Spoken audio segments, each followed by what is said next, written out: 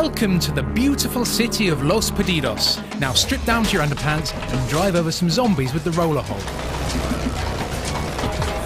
Dead Rising 3 takes the series to California, its zombie-slaying playground split across 4 hefty districts. The game's colour palette is certainly a little duller than the first 2 games, but this is still a flamboyant adventure about smacking undead monsters with comedy weapons. The key is in the combinations, with new hero Nick Ramos able to combine items anywhere in the world, provided you know the recipe, and scattered around the city are 101 blueprints for these combination weapons. This world is tantalisingly stuffed with opportunities to bludgeon, slice and splatter densely populated undead hordes. And while there's not exactly a shortage of zombies in video games, rarely do you get the novelty of dismembering the walking dead with an electric hammer while wearing go-go boots and a kinky sci-fi outfit. These kooky, chaotic weapons are easily the stars of the game, and everyone will have their favourite. There are dozens of cool examples, including combination vehicles.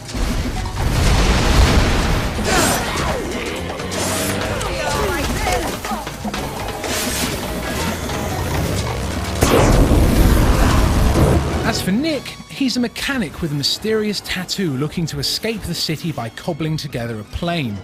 While this is a game packed with cutscenes, Dead Rising 3 largely ignores Nick's character arc until later on, where the game reintroduces many of the characters and unanswered narrative threads from previous games.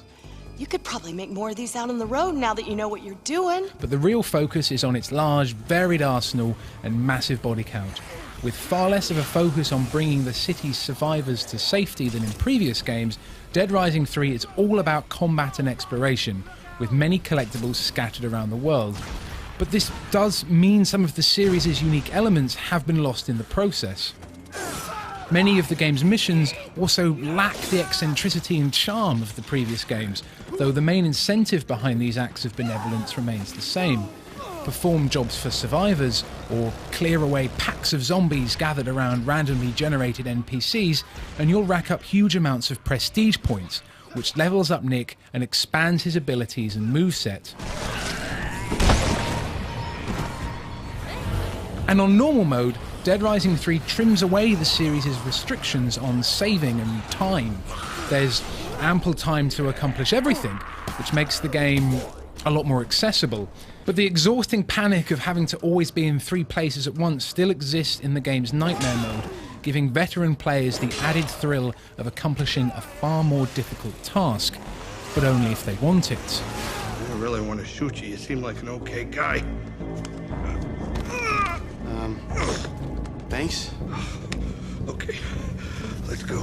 And the series' somewhat juvenile humour also survives the transition, though the tongue-in-cheek nature of the game ultimately has enough heart to be endearing.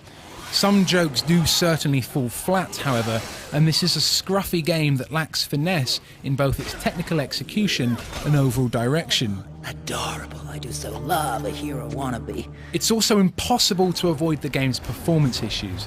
Dead Rising 3's frame rate is extremely choppy, the pop-in is really noticeable, and I encountered many other occasional bugs.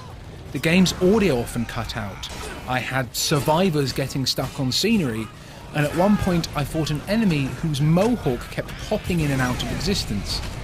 The incorporation of a batch of ultimately useless Kinect voice commands doesn't exactly improve the experience either. But you'll probably forgive some of these bugs the first time you jump and attack at the same time with a bladed weapon, which slices a zombie in half, before running around gleefully repeating the move for the next 5 minutes. And another player can also jump into the game as Dick for some co-op carnage, with many of the game's vehicles at their best when a second player hops aboard. Dead Rising 3 can be an inconsistent experience, marred by performance issues, and this is very much a game hindered by a lack of mission variety.